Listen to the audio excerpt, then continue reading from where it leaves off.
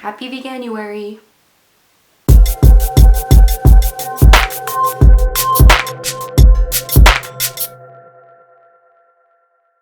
So if you guys have no idea what I'm talking about, Veganuary is basically like a promotional campaign or some sort of marketing campaign to promote veganism, and people basically vow to go vegan for the month of January. Do they vow or do they pledge? Is there a difference? I don't know. They pledge to go vegan, they vow to go vegan for the month of January and hopefully onwards. I don't really know exactly what the dealio is, but I've heard that a lot of people have signed on for Veganuary and it's been very, very popular. A lot of positive feedback, which is awesome, and I really hope that a lot of those people will stay vegan and continue on their vegan journey, even if they have some setbacks. But today's video, I just wanted to give you guys an idea of some of my favorite go-to meals and foods. These are just really easy, really simple. Anyone can make them. They are cheap. Hopefully this video will help you kind of get an idea and get some inspiration as to what you can eat. So let's get started with my top 12 favorite go-to recipes. This includes breakfast, lunch, dinner, and a few snacks. So let's get straight to it. So let's get started with breakfast, the most important meal of the day, as they say. One of my favorite things to make for breakfast, just because of the ease of it, are overnight oats. So you make the oatmeal the night before, put it in the fridge, and then the next day in the morning it's just ready to go and ready to eat because the oats have soaked and created a deliciousness inside a glass jar. So basically I just take a glass jar. I just kind of reuse these glass jars from like pasta sauce. Don't judge me, okay? And I put some rolled oats in there, and then I add some non-dairy milk, usually like oat milk or soy milk or almond milk, and then I just add a little bit of sweetener like maple syrup or maybe some sugar, and then I add a few like frozen berries or frozen fruit in there. I usually mix it all up before I put the frozen fruit, and then I put the frozen fruit on top and then seal it and then put it in the fridge, and then the next day it is ready to go and eat in the morning. Second breakfast idea, 3-ingredient pancakes. Oh my god, these are so amazing. I cannot believe how easy it is to make these pancakes. All you need are oats, non-dairy milk, and a ripe banana. So that is all you need for this amazing pancake recipe. You can do so much with banana, oats, and non-dairy milk. Seriously, just saying. You can blend it all up into a blender and then basically make pancakes with it, just like regular pancakes. And then you can top them with, you know, whatever you want to top them with. And oh, they are so good. I love making these on the weekends. Honestly, I love them, okay? Third breakfast idea is scrambled tofu. So scrambled tofu is kind of like the vegan version of scrambled eggs, although I wouldn't say that they taste like eggs. They just taste like their own thing. They're just scrambled tofu. So yeah, I just take some tofu. You can use firm tofu or soft tofu. I actually prefer to use firm tofu. I like to put the scrambled tofu in like a breakfast wrap, and then yeah, if you use soft tofu it can get a little bit soggy. Basically, you cook up some vegetables on a frying pan and then add the tofu, and then you add seasonings. The seasonings that I like to add are salt, paprika, turmeric. Turmeric is what'll give it like that yellow color and a little bit more flavor. And I also like to add some cumin as well, and maybe a little bit of garlic powder. You can just add those in whatever quantity you want, and then you just mix it all up with the vegetables and it creates this beautiful scrambled tofu, and it is the bomb. It is so good, and I like to put it into like tortilla wrap, like I said, and it creates an awesome breakfast burrito. Yay! What is for lunch? Obviously, any of these recipes for lunch can be eaten for dinner as well, but these are things that I would normally take for lunch, or I like to take for lunch.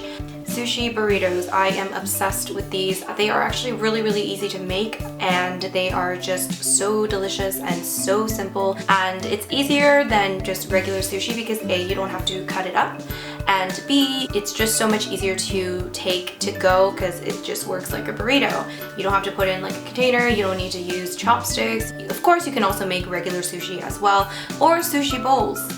Just sushi in general, just great. Sushi bowls, regular sushi, sushi burritos, whatever, whichever one you want. Vegan tuna tuna salad would be my very next recipe. I absolutely love this recipe. Now when I say vegan tuna, I mean a chickpea salad, which kind of replicates tuna salad, but it's even better than tuna salad and it's so freaking tasty. And you just need a few simple ingredients, the main ingredient obviously being chickpeas, and then you can stick these into like a sandwich, or you can also put it in a wrap, or you can even eat it on its own, maybe with some crackers. So the next lunch idea would be chili. Chili is definitely one of my go-to recipes. I used to make chili like literally all the time, and then I kind of got sick of it because I was making it so much, because it's so easy to make. You can make it in a big pot, and then you can eat it for like days. You can freeze some of it so you can eat it for later, and it's just such an easy thing to make in a very large quantity, which is why I love making it, and it's super delicious, let's be honest. Chili is amazing, and I like to actually eat it with couscous. Couscous is really easily cookable. Is that a word? You can easily cook couscous with just some boiling water. So you just take some water and then you boil it on a kettle, and then you just pour it on top of the uncooked couscous, and then you cover it up and then wait like maybe 10 minutes, and then it's pretty much ready to eat. You just have to like fluff it, and then I just like to take the couscous and then put chili on top of it and then eat it like that. It is so good, and yeah, this is definitely something I take for lunch quite often. Well, not as often nowadays, but I used to take this for lunch like all the time. This is something that you might want to microwave, although I'm not sure. You could probably eat it cold or at room temperature. It probably would still taste pretty good, but I usually like to microwave it, but that's totally up to you if you want to microwave it or not microwave it.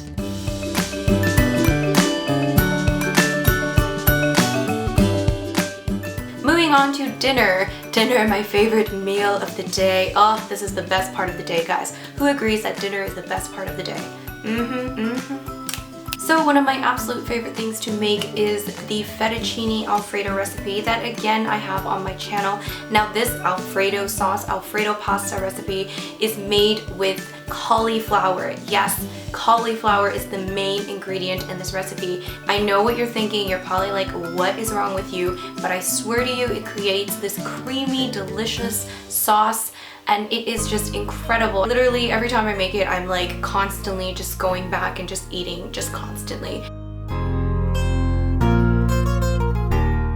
If you want something a little bit more creamy and a little bit fatty, then you can definitely make the carbonara sauce that I made recently using cashews. So this is basically another cream sauce recipe that is not using cauliflower, but now it's using cashew nuts instead. And this is a lot more, calorie dense and a lot more fatty, but it's so good. If you miss that kind of really creamy texture and that really creamy taste, then definitely give this one a try. It's so delicious. Basically, these two are just two cream sauces, so you don't have to call it like Alfredo or carbonara, but whatever, that's what I'm gonna do. Okay. Another go-to recipe of mine, one of my favorite things to do is just cook some rice, cook some stir fry, and then eat it together. Vegetable stir fry you can pretty much do in whatever way you want to. I sometimes like to just make a very simple stir fry with just a lot of vegetables and some beans, and then I put in some like soy sauce with some like a little bit of maple syrup, because I like to add a little bit of sweetness into it. If you want to kick it up a notch, you can make a peanut butter stir fry, so like a peanut sauce stir fry kind of thing, using just peanut butter and a few other ingredients, and then you just make a sauce out of it, and then you pour it into your stir fry, so whatever stir fried vegetables you have. And oh my god, it's so freaking good. Who does not like a delicious stir fry? And who doesn't like peanut butter? Who does not like peanut butter? There's gonna be somebody that doesn't like peanut butter. I do judge you if you don't like peanut butter. Curry. Curry is like one of those things, once again, it's kind of like chili, where you just make it in a big batch and you just kind of let it cook, let the flavors make love, and then you just have this giant pot of deliciousness that you can eat for days and days and days. If Indian people watch my curry video, they'll probably be like, oh my god, what is she doing? Because I don't really know what I'm doing. I just like add spices and then just like let it happen. I mean, it still tastes really good. You can add, again, different types of things into curry. I love to add sweet potatoes or potatoes into curry because it just makes it more hearty, and then you can thicken it up with some red split lentils. Add like coconut milk or non-dairy milk in there as well, and just add a bunch of spices like turmeric and cumin and all sorts of other spices that are delicious and amazing, and you can freeze it as well so that you can eat it later.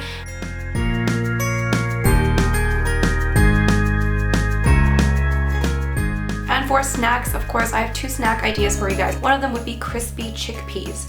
Do you guys notice that I really like chickpeas? I freaking love chickpeas. They are so delicious. Basically, you just take a bunch of chickpeas. You can cook them yourself or you can take them from a can. If you do cook them yourself or take them from a can, make sure you just rinse them a lot, especially if it's in a can, because that canned water stuff is gonna make you really gassy apparently, and it's really bad for you. So make sure, I don't know if it's really bad for you, but it's gonna make you gassy. So yeah, you just wanna like drain it after you take it out of the can, and then you rinse it out, and then you rinse it out again until it's like pretty well rinsed. Anyways, you take those chickpeas and then you dry these chickpeas. Make sure they're pretty well dried.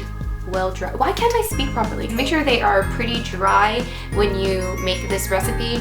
And basically what you do is you just like dry it and then you coat it in like a little bit of oil. You don't need to use a lot of oil. Maybe you don't even need to use oil. But anyways, a little bit of oil, and then you put some spices like, I don't know, paprika, cumin, whatever you want to put in there. Maybe a little bit of salt, of course. And then you take a baking sheet and then you put some parchment paper or non-stick paper or grease-proof paper, whatever you want to call it. You put that on top and then you lay out the chickpeas like all over the baking sheet, and then you bake it at whatever temperature, which I don't remember.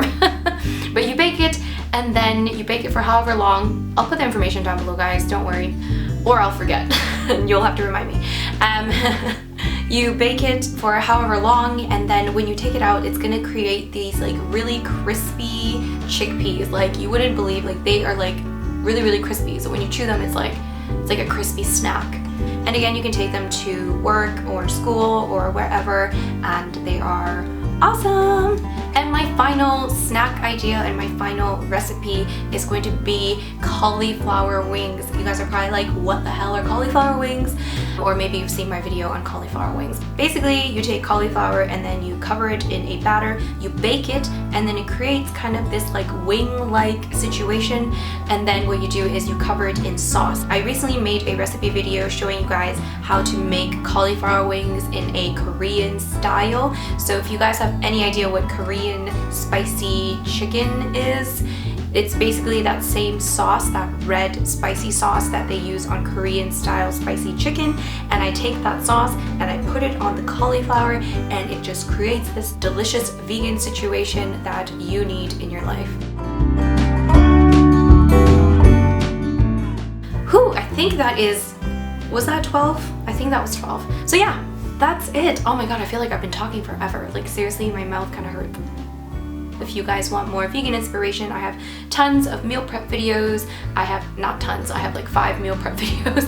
But anyways, I really hope you guys enjoyed this video of some of my go-to vegan recipes, and I really hope you guys try some of these out. Let me know what some of your favorite vegan recipes are down below. I really hope you guys found this video helpful. Make sure you give it a thumbs up if you did. Make sure you share it with anybody that might find it helpful as well, and make sure you click that subscribe button for future videos, and I will see you guys in my next video. Bye! Happy Veganuary!